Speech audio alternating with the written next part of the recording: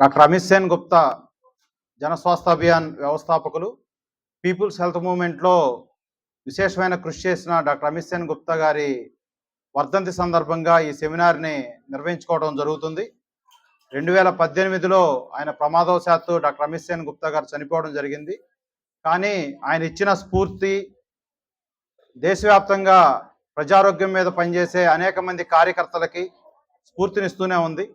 కాబట్టి ఆయన నడిచిన బాటలో మేమందరం కూడా ప్రజలందరికీ ఆరోగ్యం కావాలని, ఆరోగ్యం ఒక హక్కుగా ఉండాలని కోరుతూ ప్రజారోగ్య వేదికగా పనిచేస్తూ ఉన్నాం. అందులో భాగంగానే మేము రెగ్యులర్గా చాలా సెమినార్స్ పెడుతున్నాం, మెడికల్ క్యాంప్స్ పెడుతున్నాం.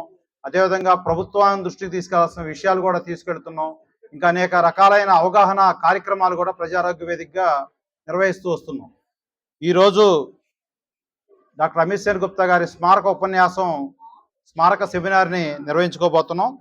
ఈ కార్యక్రమానికి వక్తలందరూ ఇప్పటికే అతిథులందరూ వచ్చి ఉన్నారు. ముందుగా మనం కార్యక్రమాన్ని ప్రారంభించుకోవాలి. ఈ కార్యక్రమానికి సీనియర్ డాక్టర్ ప్రజారోగ్య వేదిక జిల్లా గౌరవాధ్యక్షులు డాక్టర్ సుధాకర్ గారిని ముందుగా వేదిక మీద రావాల్సిందిగా కోరుతున్నాం.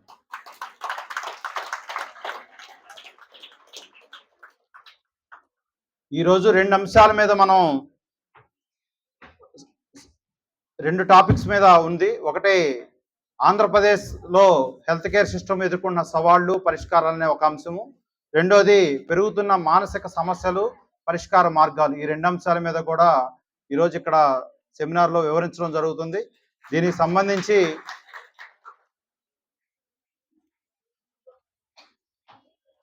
పెరుగుతున్న మానసిక సమస్యలు పరిష్కార మార్గాల గురించి వివరించడం కోసం ప్రఖ్యాత సైకియాట్రిస్టు, మన అందరికీ సుపరిచితులైన డాక్టర్ ఎండ్ల రామసుబ్బారెడ్డి గారు వచ్చి ఉన్నారు.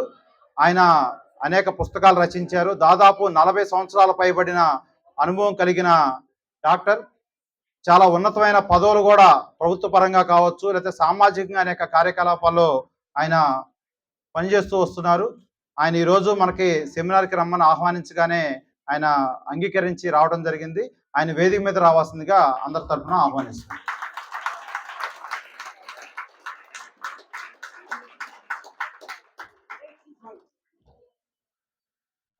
అలాగే ఈ కార్యక్రమానికి మోడరేటర్గా వ్యవహరించడం కోసం డాక్టర్ మామిడి సీతారామారావు గారు, senior surgeon, Kondapalli doctor Mohan Rao memorial హాస్పిటల్లో వైద్యులు, మన ప్రజారోగ్య వేదిక జిల్లా ఉపాధ్యక్షులు. ఆయన చాలా యాక్టివ్గా ఇప్పటికే పనిచేస్తున్నారు మనతో పాటు. ఆయన వేదిక మీద రావాల్సిందిగా ఆహ్వానిస్తున్నారు.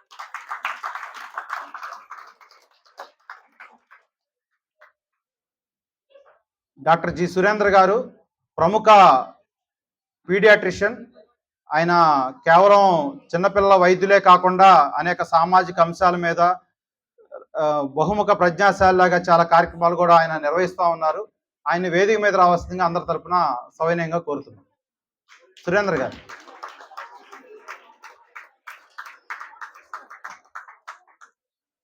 అలాగే ప్రజారోగ్య వేదిక రాష్ట్ర ప్రధాన కార్యదర్శి టి కామేశ్వరరావు గారిని వేదిక మీద రావాల్సిందిగా ఆహ్వానిస్తున్నాం.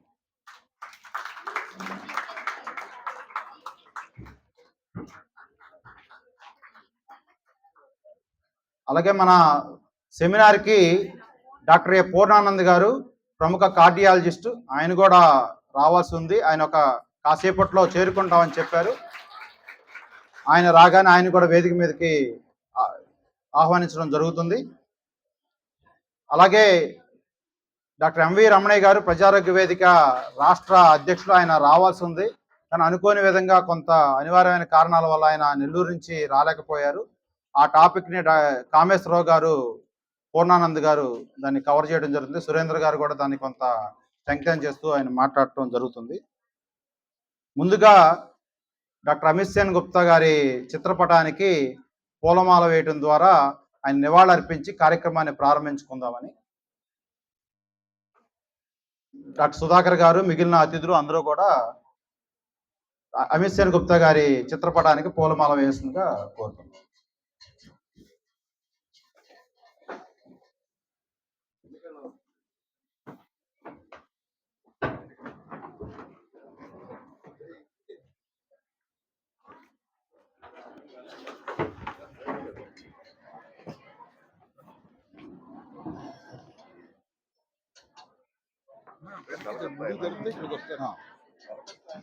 రండి కలకత్తానా అన్నారు.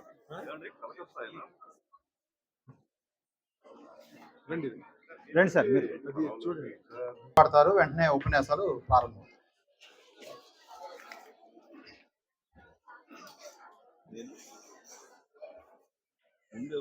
ముందు కామేశ్వర గారు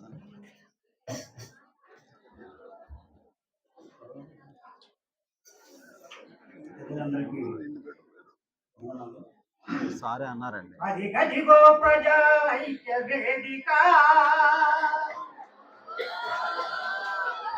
ప్రజ కోసం పనిచేసే చైతన్య దీపిక అదిగదిగో ప్రజారోగ్య వేదిక ప్రజ కోసం పనిచేసే చైతన్య దీపిక ప్రజ కోసం పనిచేసే చైతన్య దీపిక మానవాళి మనుగడకు ఆరోగ్యం ప్రధానము మానవాళి మనుగడకు ఆరోగ్యం ప్రధానం ఆరోగ్యం మహాభాగ్యమన్న వినాదం ఆరోగ్యం మహాభాగ్యమన్న వినాదం. అరగంట 40 నిమిషాలు చూపిస్తారండి. మీరు 10 నిమిషాలు మొత్తం మీద 12:10 కల్లా మనం ఇంకో సెషన్ స్టార్ట్ చేస్తే సరిపోతుంది. 15 మినిట్స్ ఉంటాం. ఇప్పుడు ఎలా స్టార్ట్ చేయాలి? నేను మొదలు పెట్టాను. మీరు అధ్యక్షుడిగా వహించండి. ఆయన కవర్ చేసిన పాయింట్ కూడా కవర్ చేయండి. సరైన వైద్యం అందక నలుగుతుంది జనత ప్రజారోగ్యం పాతరేసే ప్రజారోగ్యాన్ని పాతరేసే మన ప్రభుత్వ సరైన వైద్యం అందక నలుగుతుంది జనత ప్రజారోగ్యం పాతరేసే మన ప్రభుత్వ విషరోగాల విజృంభణ ఒకవైపు విషరోగాల విజృంభణ ఒకవైపు మత నష్టపు పాలకులకు నిర్లక్ష్యం ఒకవైపు అదిగదిగో ప్రజారోగ్య వేదిక ప్రజ కోసం పనిచేసే చైతన్య దీపిక ప్రభుత్వాలు మారినా పద్ధతులు మారలేదు ప్రభుత్వాలు మారినా పద్ధతులు మారలేదు ప్రభుత్వ వైద్యం అంతా ప్రైవేటు చేస్తారంట ప్రభుత్వాలు మారినా పద్ధతులు మారలేదు ప్రభుత్వ వైద్యాన్నంతా ప్రైవేటు చేస్తారంట ఈ పోరు పద్ధతంటూ శుద్ధులే చెబుతున్నారు ఈ పోరు పద్ధతంటూ శుద్ధులే చెబుతున్నారు ప్రజారోగ్యానికి పంగనమాడుతున్నారు అదిగదిగో ప్రజారోగ్య వేదిక ప్రజ కోసం పనిచేసే చైతన్య దీపిక ఉచిత వైద్యమంటూ హామీలే ఇచ్చారు అధికారం వచ్చాక వెన్నుపోటు పరిచారు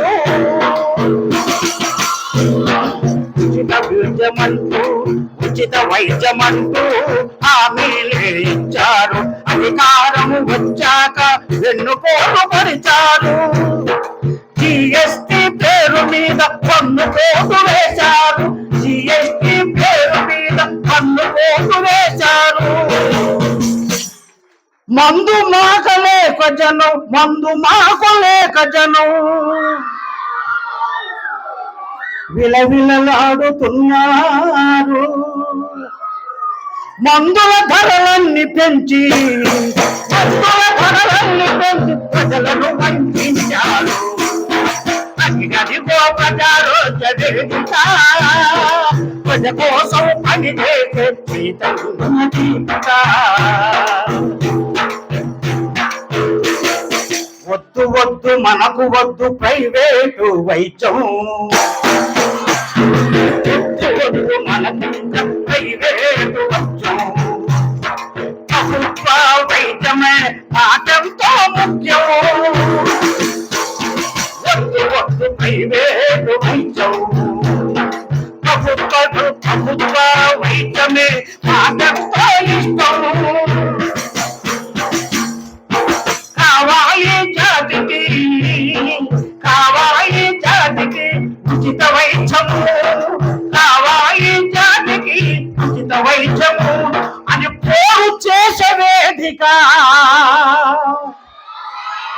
ప్రజారోగ్య వేదిక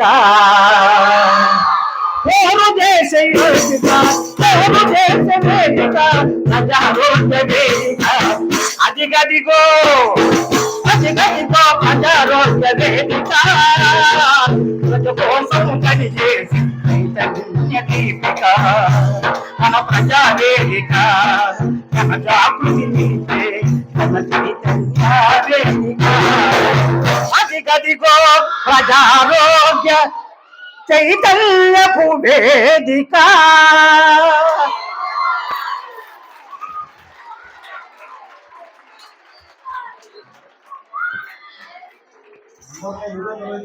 జగన్ గారికి ధన్యవాదాలు. వాస్తవానికి ఆయన పాట ఇప్పటికిప్పుడు కొంత కట్టి పాడారు. ఆయనకు ప్రజలకు వేదిక తరఫున ధన్యవాదాలు తెలియజేస్తున్నాం. అలాగే మన అతిథుల్లో ముఖ్య అతిథి ప్రముఖ కార్డియాలజిస్ట్ డాక్టర్ పూర్ణానంద్ గారు వచ్చి ఉన్నారు. వారిని వేదిక మీద రావాల్సిందిగా ఆహ్వానిస్తున్నాం.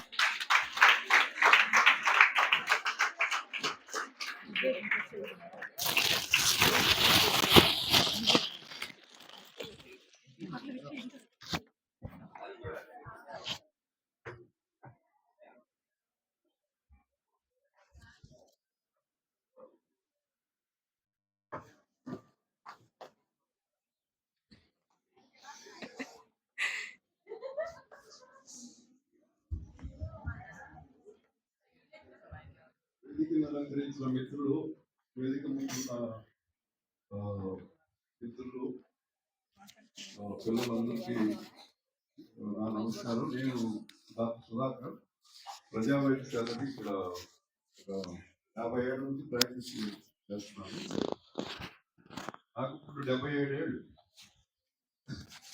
మీరందరూ హారిక క్రికెట్ ప్లేయర్ అనగానే అందరూ బాగా సపోర్ట్ పెట్టారు. నాకు దీంతో పెట్టుకుని అనుకోవాలి. నేను మా కాలేజీలో క్యాప్టెన్.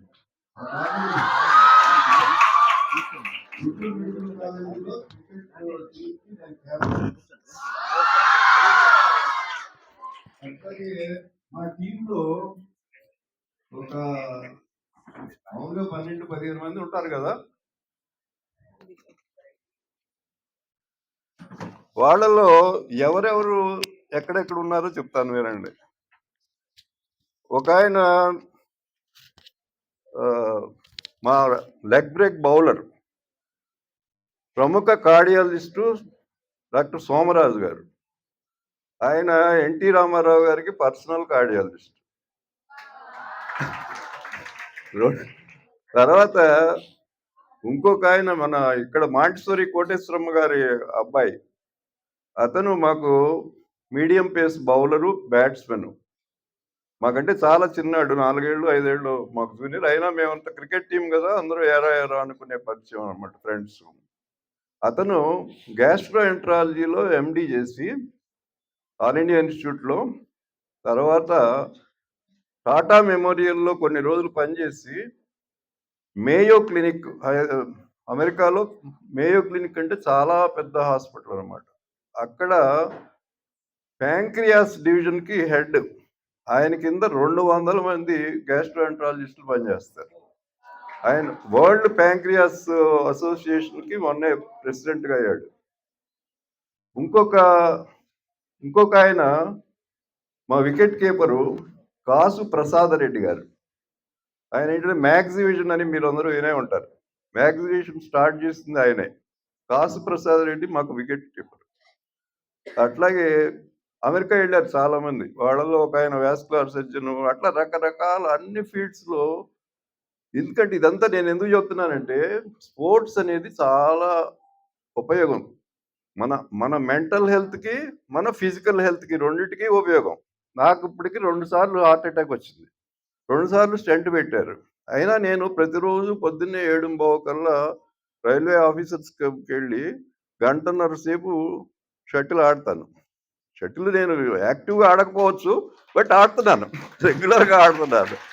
అందుకనే నేను 2 సార్లు హార్ట్ అటాక్ వచ్చినా నేను ఐఎమ్ స్టిల్ ఫిట్ అని నేను అనుకుంటున్నాను. తర్వాత మా కాలేజీలో, మా క్లాస్లో టాప్ స్టూడెంట్స్ 10 మంది ఉండేవారు. ప్రైజ్ స్టూడెంట్స్ అనమాట. వాళ్ళకి ఇంక చదువు తప్పితే ఇంక వేరే ఇదేం లేదు. ఆ 10 మందిలో ముగ్గురు సూసైడ్ చేసి చచ్చిపోయారు. రకరకాల కారణాలు. వాళ్ళేంటంటే డిఫీట్‌ని అసలు యాక్సెప్ట్ చేయరు. అన్నిట్లో వాళ్ళే ఫస్ట్ ఉండాలనుకుంటారు. అట్లాంటి వాళ్ళు జీవితంలో పైకి రాలేరు. స్పోర్ట్స్‌లో ఉంటే టీమ్ స్పిరిట్ వస్తుంది. గెలుపు, ఓటములు సర్వసాధారణం అనేది తెలుస్తుంది. అవతల వాడిలో మంచిని నువ్వు గుర్తించగలుగుతావు. అవతల ప్లేయర్ మంచోడైతే this is not a contact game. హాకీలాగా, ఫుట్‌బాల్‌లాగా కొట్టుకోవటాలు అయ్యేం ఉండవు. క్రికెట్ అనేది అట్లాంటి గొడవలు జరగవు సాధారణంగా. అందుకని ఏంటంటే అట్లా దానివల్ల చాలా హెల్తీ యాటిట్యూడ్ డెవలప్ అవుతుంది. జీవితంలో గెలుపు, ఓటములన్నిటిని యాక్సెప్ట్ చేసే మెంటల్ స్ట్రెంగ్త్ వస్తుంది. మెంటల్ స్ట్రెంగ్త్ గురించి మన రామసుబ్బారెడ్డి గారు తర్వాత చెప్తారు. అట్లాగే నా దగ్గరికొచ్చిన ప్రతి పిల్లవాడిని నేను ఏం గేమ్స్ ఆడతావు అని అడుగుతా. వాళ్ళు ఏయో పేర్లు చెబుతున్నారు. ఏంటయ్యా క్రికెట్టు, వాలీబాల్ ఇవి కాదంటే అయన్నీ వీడియో గేమ్స్ అంట. వాళ్ళకసలు క్రికెట్టు, వాలీబాల్, షటిల్ గురించి వాళ్ళకసలు తెలీదు. ఎందుకయ్యా అంటే మాకసలు స్కూల్లో ప్లే గ్రౌండ్స్ లేవండి. ఎవరు చెప్పేవాళ్ళే లేరు, నేర్పించేవాళ్ళు లేరని చెబుతున్నారు. ప్రస్తుతం ఉన్న పరిస్థితి అది. ఇంకా ఇట్లా చెప్పదలుచుకుంటే చాలా ఎందుకంటే నేను 50 ఏళ్ల నుంచి రకరకాల మనుషులతో నా కాంటాక్ట్ ఉంది కాబట్టి ఎన్నో చెప్పగలను. కానీ మనకు సమయం చాలా తక్కువుంది. మిగిలిన వాళ్ళు కూడా మాట్లాడతారు. ప్రస్తుతం మన సీతారామారావు గారు కొండపల్లిలో ఈయన జనరల్ సర్జరీ డీఎన్‌బీ చేశారు. కాకినాడ కాలేజీలో చదివారు మెడిసిను. తర్వాత సింగరేణి కాలనీలో సర్జరీలో బాగా ప్రావీణ్యం సంపాదించి డీఎన్‌బీ డిగ్రీ తీసుకున్నారు. ఇప్పుడు కొండపల్లిలో వాళ్ళ ఫాదర్ మోహన్ రావు మెమోరియల్ హాస్పిటల్‌లో జనరల్ సర్జన్‌గా చేస్తున్నారు. ఆయన మాట్లాడతారు.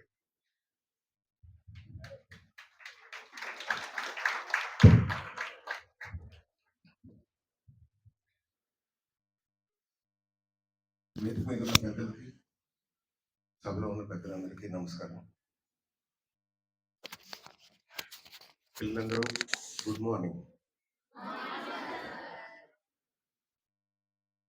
ఈరోజు ఇది ఒకదానికి నాకు సంతోషంగా ఉంది. మీరందరూ వచ్చినందుకు. Because you are very young. మీరందరూ కూడా ఇప్పుడున్న ప్రాబ్లమ్స్కి సెన్సిటైజ్ అవుతారు చక్కగాను. అండ్ మీకు చాలా ఫ్యూచర్ ఉంది. మేమంతా పెద్దవాళ్ళమే, యూఆర్ 70+. కాబట్టి మీ ఎంతూజియాజంకి hats off. Thank you so much. అలాగే ఈరోజు అమిత్ సేన్ గుప్తా గారి సంస్మరణార్థం అది జన స్వాస్థ్య అభియాన్,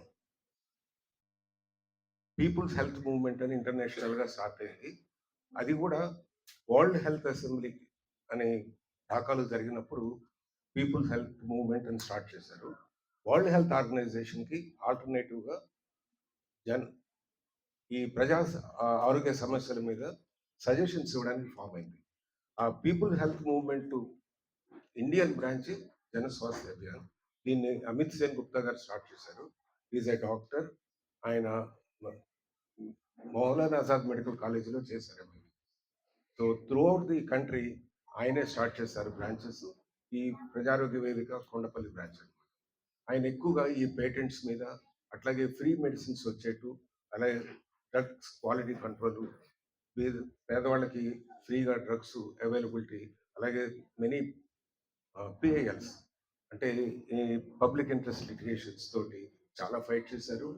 చాలా అవేర్నెస్ తీసుకొచ్చారనమాట. అందులో భాగంగా ఈ రోజున సెమినార్ కండక్ట్ చేస్తున్నాం. ఒక నిమిషం ఆయనకి నివాళిగా మనం మౌనంగా ఒక నిమిషం నిలబడతాం.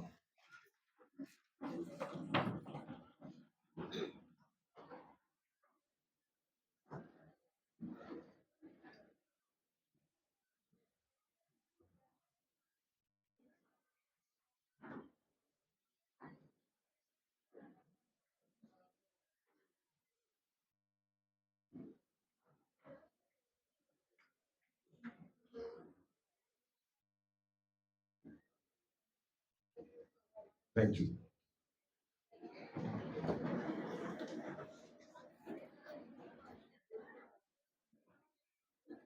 First topic challenges and solutions for the health care system in Andhra Pradesh.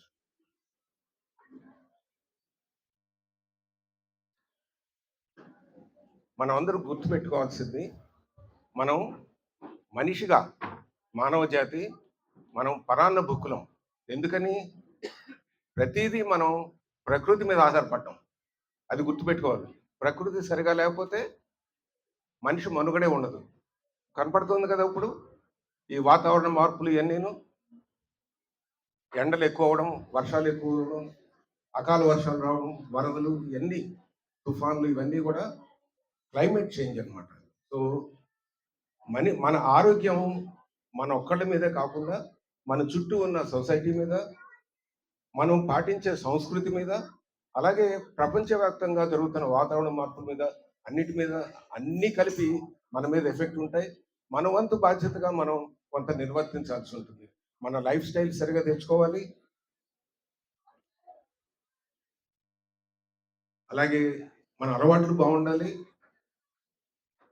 అలాగే మన చుట్టూ ఉన్న పర్యావరణాన్ని కూడా మనం కాపాడుకోవాలి. అప్పుడే మనం మనుగడ ఉంటుంది. ఎందుకంటే అబ్దుల్ కలాం కానీ మిగతా సైంటిస్టులు అందరూ కూడా మన భూమి లైఫ్ స్పాన్ ఇలాగే ఈ వాతావరణ విధ్వంసం జరుగుతుంటే ఇంకో 100-200 ఏళ్ళ కంటే లేదని చెప్తున్నారు అనమాట. సో మీ జనరేషన్ మీద చాలా గురుతర బాధిస్తుంది అనమాట. సో మన ఆరోగ్యం మనం కాపాడుకోవాలి. ఇప్పుడు మన ఆరోగ్యం అంటే చాలా ఎఫెక్ట్స్ ఉంటాయి. ఏమేమి రోగాలు రావచ్చు మనకు? డిసీజ్ బర్డన్, సొసైటీ మీద డిసీజ్ బర్డన్, కమ్యూనికబుల్ డిసీజ్ అంటే ఒకళ్ళ నుంచి ఒకళ్ళు వ్యాప్తి చెందే నాన్ కమ్యూనికబుల్ డిసీజ్, అలాగే క్లైమేట్ చేంజ్ ప్రాబ్లమ్స్, ఇవన్నీ 3 రకాలుగా మనం విభజించుకోవచ్చు అనమాట. సో వీటన్నిటి మీద ఇప్పుడు కామేశ్వరరావు గారు మాట్లాడతారు.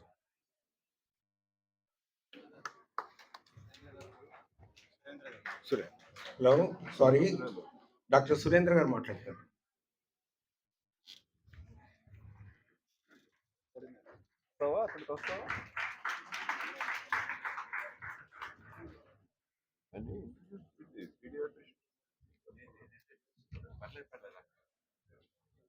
సో డాక్టర్ సురేంద్ర గారు నా క్లాస్మేటు, పిల్లల వైద్యులు. He was one of the toppers in the entrance, post-grad entrance. Very well accomplished man, very popular pediatrician and senior pediatrician. And ప్రపంచమంతా కూడా ఒక 10 సార్లు చుట్టేసి వచ్చి ఉంటాడు. So he has more experience on people's problems. I request him to speak. నమస్కారం, నా పేరు సురేంద్ర. నేను పిల్లల డాక్టర్గా ఇక్కడ 1984 నుంచి వర్క్ చేశాను. ప్రస్తుతం రిటైర్ అయ్యి ప్రపంచం అంతా చూస్తున్నాను. వేదిక మీద ఉన్న పెద్దలందరూ నాకు సుపరిచితులు. వాళ్ళందరికీ ముందు నమస్కారం. అలాగే ఇక్కడ ఉన్న సభకు విచ్చేసిన అతిథులందరికీ నమస్కారం. నాకు నిజానికి ఈరోజు నన్ను అతిథిగా పిలిచారు, కానీ నాకు ఈ టాపిక్ గురించి నాకేమీ యాక్చువల్గా తెలియదు. అందుకని నాకున్న అనుభవం చెప్తాను తప్ప సూచనలు, సలహాలు అంటే ఈ ఉన్న సమస్యలకి ఏదైనా పరిష్కారాలు ఇవన్నీ పెద్దలు తర్వాత చెప్తారు. అయితే సమస్యలు మాత్రం కొన్ని నేను మీకు చెప్పదలుచుకున్నాను.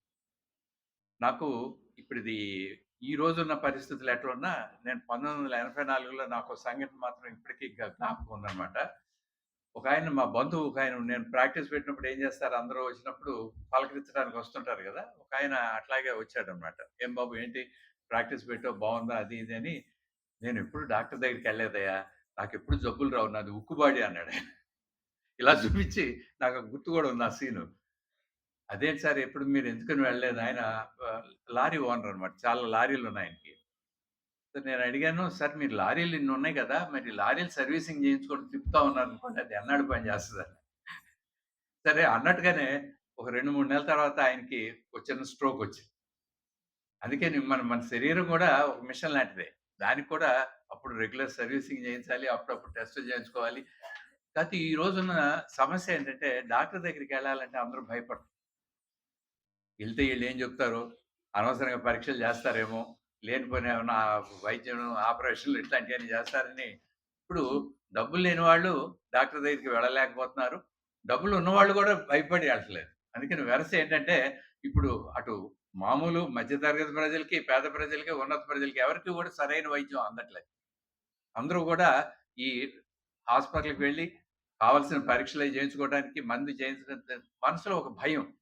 ఎళ్తే ఏమవుతదో? ఆ తర్వాత అందుకని ఇప్పుడు ఈ కొత్తగా ఆర్టిఫిషియల్ ఇంటెలిజెన్స్ అని వచ్చింది గదా! ఇప్పుడు పేషెంట్స్ చాలామంది ఇప్పుడు ప్రస్తుతం కోవిడ్ సీజన్ దగ్గర నుంచి నేను చూస్తున్నాను. చాలామంది మా దగ్గరికొచ్చి ఏమంటారంటే, "డాక్టర్ గారు మాకు ఆల్రెడీ జబ్బు గురించి కొంత తెలుసు." ఎందుకంటే గూగుల్ చేసి వస్తారు గదా అందరూ. ఏ మందులేసుకోవాలో కూడా తెలుసట.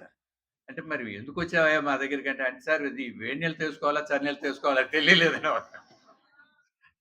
అందుకనే మీ దగ్గరకు ఇప్పుడు ప్రస్తుతం ఏంటంటే, ఆ అపనమ్మకం సమాజంలో ఒకరి మీద ఒకరికి అపనమ్మకం పెరిగిపోతుంది. డాక్టర్ దగ్గరికెళ్తే సరైన సలహా ఇస్తారో, ఇవ్వరో, పేషెంట్‌కొచ్చేసరికి మనకి ఈ వైద్యం అవసరమో కాదో, ఆపరేషన్ నిజంగా చేయించుకోవాలనా? అక్కర్లేదా? ఆయన కోసమే ఆయన చెప్పాడా? అని. ఇలా సంఘటనలు గూడా అలాగే జరుగుతున్నాయి. ఇప్పుడు ఈరోజు ప్రైవేట్ వైద్యం చాలా ఖరీదయిపోయేసరికి, వైద్యం అంతా ఖరీదయ్యేసరికి ఈ మధ్యన నాకు చెప్పారు. వారికోజ్ వెయిన్స్ అని ఉంటాయి. ఓ పేషెంట్ మా డాక్టర్ గారే. ఆ డాక్టర్ గారు వెళ్లారట. వెళ్తే గిరీక్షలు అన్నీ ఒక ముగ్గురు, నలుగురు చేశారు. అసలు డాక్టరు యాక్చువల్‌గా చూడటానికి కూడా ఎంతసేపు 30 సెకన్లు కూడా పట్టలేదండి. 3 ఆపరేషన్‌లు చేయాలి. ఒక 5,00,000 ఏర్పాటు చేసుకో అని చెప్పారు మాకు. తీరా వచ్చిన తర్వాత వేరే డాక్టర్ గారి దగ్గరికెళ్తే, ఆ డాక్టర్ గారేమో ప్రస్తుతం అసలు ఏ ఆపరేషన్ అక్కర్లేదులెండి. మీరు చేసే పనికి ఇప్పుడున్న దానికి ఇది పెద్ద సమస్య కాదు. మీకంటూ మీరు చేసే వ్యాపకానికి ఏదైనా సమస్యొస్తే అప్పుడు ఆలోచించాలి వైద్యం గురించి. అంటే సరైన వైద్యం, సరైన చికిత్స అందుతుంది అనే నమ్మకం ప్రజల్లో రోజు రోజుకి సన్నగిల్లిపోతాంది. దీనికి అంతటికి కారణం ఈ రోజున్న సమాజంలో ఉన్న ఈ ఆర్థికపరమైన ఇబ్బందులు. అందుకని దగ్గరగా పెట్టుకుంటే బాగా వినిపిస్తుంది. అలాగే ఇది దగ్గరగా పెట్టుకోవాలి. ఇది దగ్గర Yes, ఇది దగ్గర. ఆ! ఇలా. అందుకని వైద్యం అన్నది ప్రతి వారికి అందుబాటులోకి రావాలి. అది సముచితమైన వాళ్ళు భరించగలిగిన స్థాయిలోనే ఆ ఖర్చుతో అది అందరికీ గనక అందుబాటులోకి వస్తే సమాజంలో చాలా వరకు జరుగుతాయి. రెండోది ఈ మధ్యన ఒక విదేశీయుడు మా దగ్గరికి ఇట్లాగే వచ్చారనమాట. వచ్చినప్పుడు ఆయన ఇక్కడ పరిస్థితి చూసి చాలా ఆశ్చర్యపోయాడు. మా దేశంలో గూడా కొన్ని ఉచితంగా ఉన్నాయండి. కొన్నేమో అంటే పెయిడ్ సర్వీసెస్ ఉంటాయి. కానీ మీ దేశంలో మాత్రం అంతా రివర్స్‌లో ఉందండి. ఉచితంగా ఇవ్వాల్సినవన్నీనేమో డబ్బులు చేస్తున్నారు. డబ్బులు తీసుకోవాల్సిన ఆటిలన్నింటిని ఉచితంగా ఇస్తున్నారు. అదేంటి అలాగే ఎలా? అంటే ఉచితంగా వేయించుకోవాల్సిన ఓటుకేమో డబ్బులు ఇస్తున్నారండి. డబ్బులు తీసుకోవాల్సిన కరెంట్ ఏమో ఉచితంగా ఇస్తున్నారు. అందుకని అలాగే ఇప్పుడు వైద్యానికి సంబంధించి మా దేశంలో ప్రాథమిక వైద్యం అంతానేమో ఉచితంగా ఉంటుందండి. ఖరీదైన ఎంఆర్ఐలు లేకపోతే ఖరీదైన ఆపరేషన్‌లు వీటిలన్నిటికి ఇన్స్యూరెన్స్ స్కీములుంటాయి. వాటికేమో డబ్బులు కట్టించుకుంటారు. కానీ మీ దగ్గర ఉన్న దీంట్లో ప్రాథమిక వైద్యం ఏమో అసలు అందుబాటులో లేదు ఎవరికీ. ఖరీదైన గుండె ఆపరేషన్‌లు ఇట్లాంటియన్నీనేమో ఆరోగ్యశ్రీ పథకం పేరుతో మీరేమో ఉచితంగా ఇస్తున్నారు. కనుక అసల ఈ జబ్బులు రాకుండా చేసే ప్రాథమిక వైద్యాన్ని మీరందరూ అసలు పట్టించుకోవటమే లేదు. ఇలాంటి వ్యవస్థలు నేనెక్కడ చూడలేదండి ప్రపంచంలో. అందుకని నిజంగా మనలో మీరు ఎంతమంది సింపుల్ టెస్ట్‌లు, యూరిన్ టెస్టు, మోషన్ టెస్టు లేకపోతే బ్లడ్ సరిపడా ఉందా లేదా? ప్రాథమికమైన చికిత్స కోసం కావాల్సిన జనరల్ స్క్రీనింగ్ అన్నది ప్రజల్లో ఎవరు కూడా ఇప్పుడు చేయించుకోవటం లేదు. ఓన్లీ థింగ్ నిజంగా ఏదైనా గుండె ఆపరేషన్ అవసరమైనప్పుడో, లేకపోతే సీరియస్ ప్రాబ్లమ్ వచ్చినప్పుడు మాత్రం మనం ఆస్పత్రికి వెళ్లి ఆరోగ్యశ్రీ కార్డ్ ఉందని చెప్పి మనం ఆ రోజు ఇది చేస్తున్నాం తప్ప. కనుక ప్రాథమిక వైద్యాన్ని నిర్లక్ష్యం జరుగుతోంది. అంతవరకు మాత్రం దానికి మార్పులు, చేర్పులు ఎటువంటివి చేయాలి, వ్యవస్థలో మార్పులు ఏం కావాలి అన్నది డాక్టర్లందరూ తర్వాత చెప్తారు. కాతే నేనిప్పుడు మీకు ప్రధానంగా చెప్పదలుచుకుంది ఏంటంటే 84 అంటే దగ్గర దగ్గర 50 ఏళ్ళు 40, 50 ఏళ్ళు అయిపోయినప్పటికీ పరిస్థితులు అప్పటికి ఇప్పటికి పెద్దగా మార్పు రాలా. ఆ మార్పు అన్నది ఎక్కడి నుంచి వస్తుందంటే ప్రధానంగా విద్యార్థుల నుంచి రావాలి. అందుకని మీలో ఉన్న ఆలోచన ఈ మార్పుకి నాంది అవుతుంది. దానికోసం అని చెప్పి ఈ పెద్దలిచ్చే సలహాలు పిల్లల మనసుల్లో నాటుకుని దానివల్ల మార్పులొస్తాయని ఆశిద్దాం.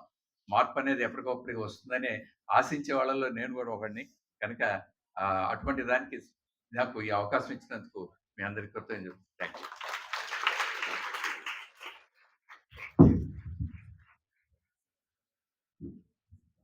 చూసినాను. Thank you. చక్కగా చెప్పినావు బేసిక్ ప్రాబ్లమ్స్. ఇప్పుడు డాక్టర్ పూర్ణానంద్ గారు.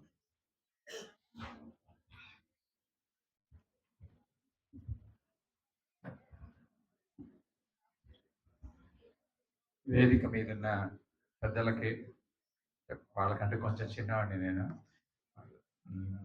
అండ్ వేదిక కింద ఉన్న విద్యార్థులు, ఈ పబ్లిక్ కాన్షియస్నెస్, సోషల్ కాన్షియస్నెస్ ఉన్న కొద్దిపాటి మామూలు మిత్రులు.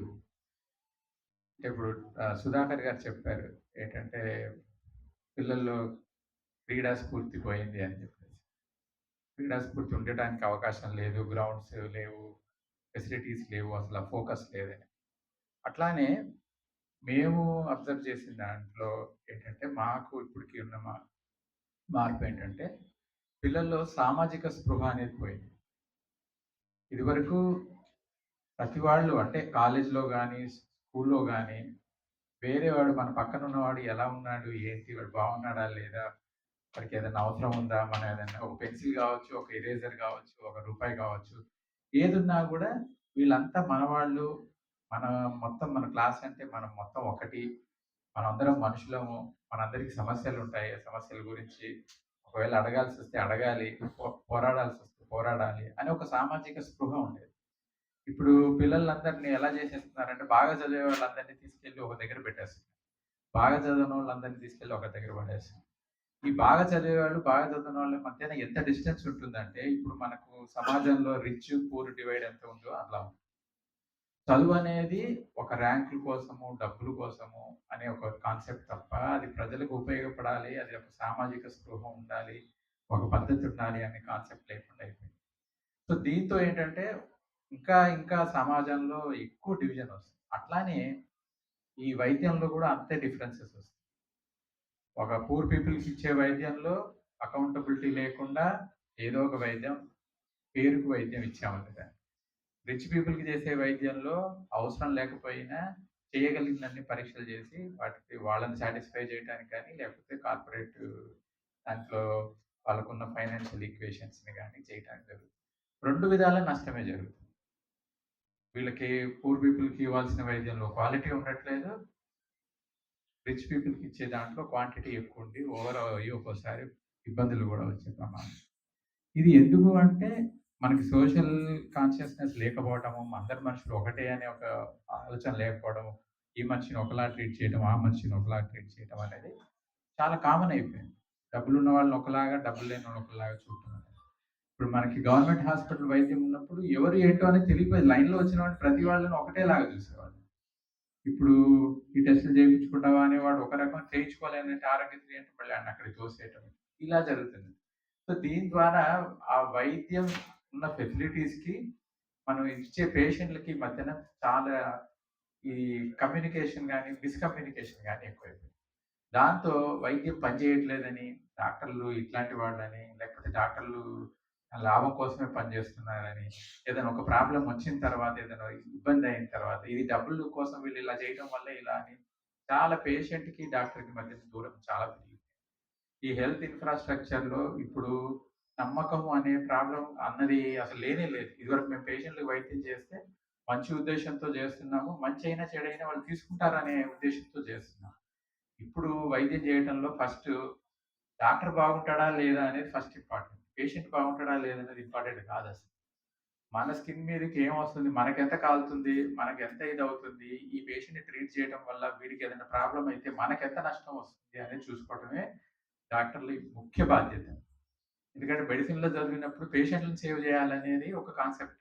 పేషెంట్లు ఎంతమందిని సేవ్ చేసుకోవాలంటే అంతమందిని సేవ్ చేస్తే అంత మంచిది. నీ బాధ్యత, నీ ఉద్దేశం పేషెంట్లను సేవ్ చేయటం అనేది. ఇప్పుడున్న పరిస్థితుల్లో మనల్ని సేవ్ చేసుకోవడం అనేది మోస్ట్ ఇంపార్టెంట్.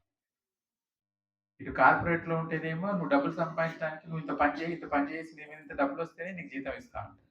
ప్రైవేట్ ప్రాక్టీస్కి వెళ్ళి ప్రాక్టీస్ చేస్తే ఎవరికన్నా జ్వరం వచ్చింది, ఏదో టాబ్లెట్ ఇచ్చాం, ఇంజెక్షన్ ఇచ్చాం, వాడు కింద పడిపోయాడు అనుకోండి, ఫస్ట్ డాక్టర్కి ఎక్కువ ప్రమాదం పేషెంట్ కంటే.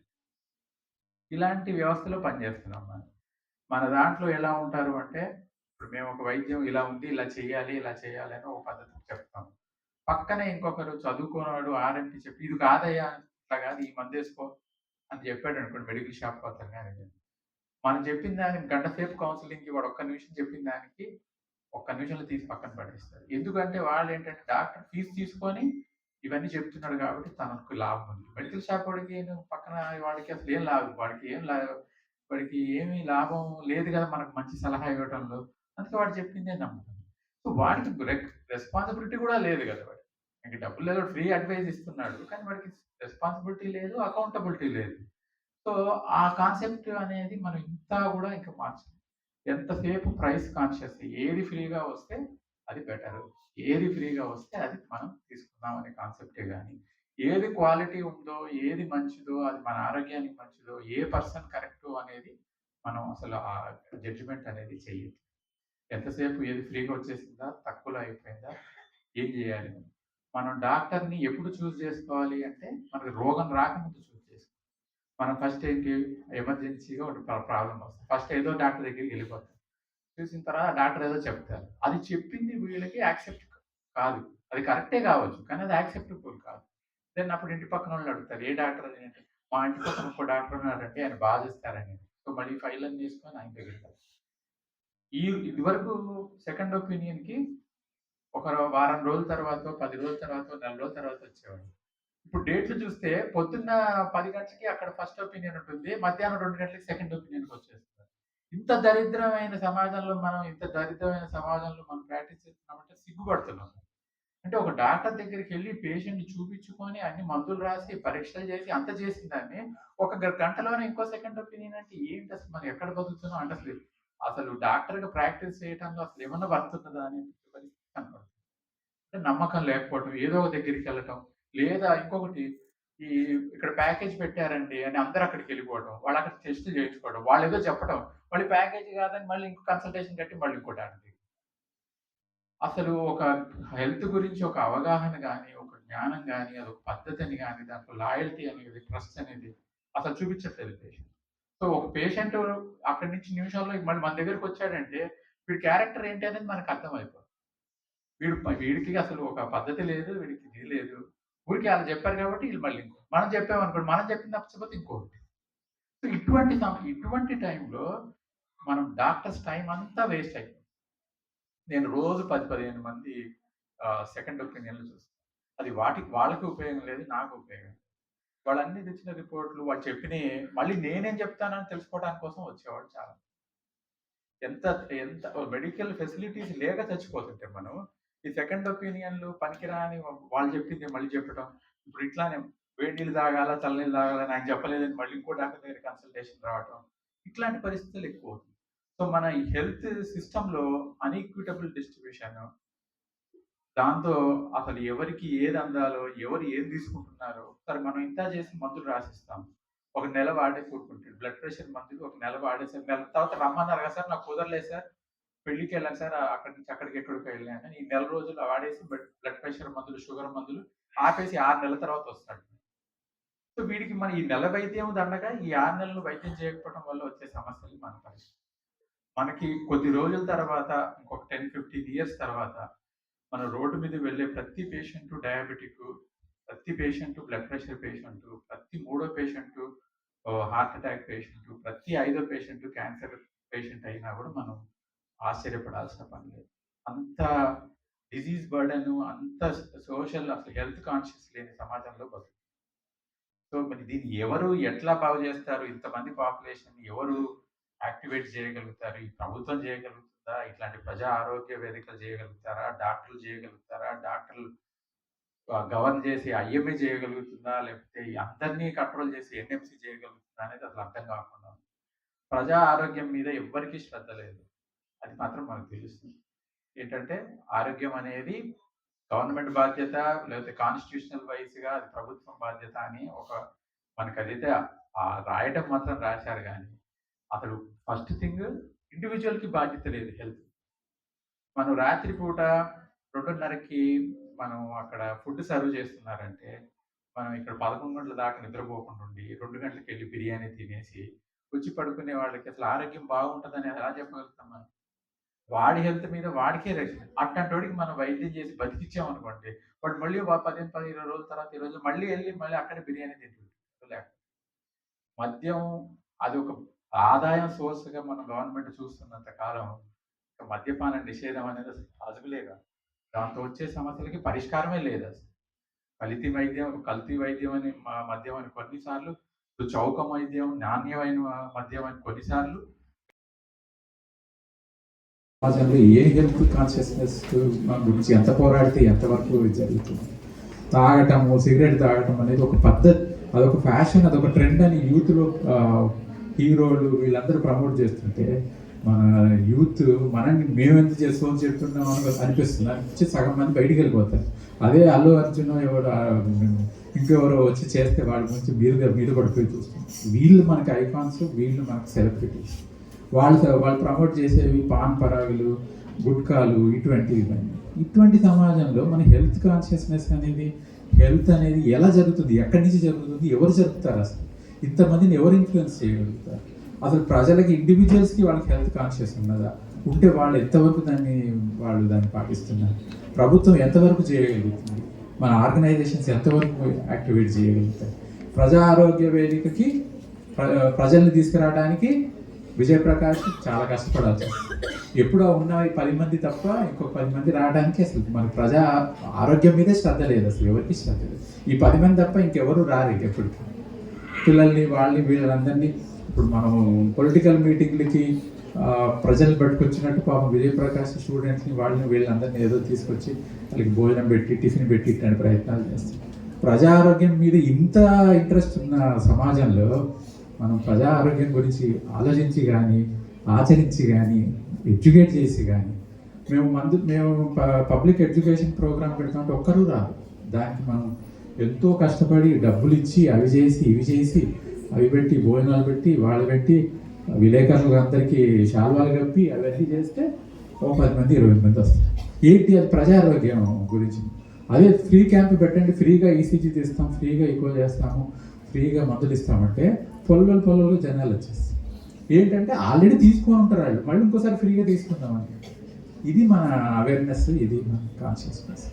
ఇటువంటి పీపుల్తో మనం ఎంతవరకు 100% ఆరోగ్యం అనేది మనం జనాలకి చేయగలుగుతాము, చేస్తాము అనేది. బట్ ఇంత అధ్వాన పరిస్థితుల్లో కూడా ఇంకా ప్రజా ఆరోగ్యం గురించి కొంతమంది కన్నా కాన్షియస్నెస్ ఉన్నందుకు మనం అప్రిషియేట్ చేయాలి.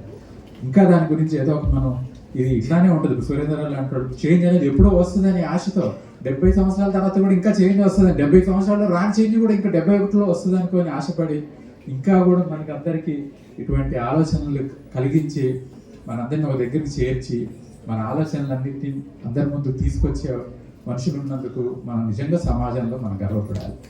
సుధాకర్ సార్ లాంటి వాళ్ళు, సురేంద్ర గారు లాంటి వాళ్ళు, సీతారామరావు గారు లాంటి వాళ్ళ ఐడియాలజీ, ఒక ఉద్దేశము ఎప్పుడో చిన్నప్పుడు. ఆ ఐడియాలజీ అనేది ఇప్పుడు ఫామ్ కాదు, ఎప్పుడో 50 years బ్యాక్ ఈ ఐడియాలజీతో మనం పనిచేయాలని 70 years అయినా అదే ఐడియాలజీతో పనిచేయటం అనేది నిజంగా చాలా అదృష్టం. ఇటువంటి మనుషులు ఉండటం, ఇంకా సమాజంలో ఇంకా చచ్చిపోలేదని సామాజిక స్పృహ ఎప్పటికో బయటకు వస్తుందనే ఉద్దేశంతో మనం ఆలోచనలో ఉండవచ్చు. ఈ రోజైనా ప్రశాంతంగా నిద్రపోవచ్చు, ఇటువంటి వాళ్ళు ఇంకా ఉన్నారని చెప్పేసి. సో ఈ అవకాశం ఇచ్చిన ప్రజా ఆరోగ్య వేదికకి అటెండ్ అయిన అందరికీ నా హృదయపూర్వక ధన్యవాదాలు.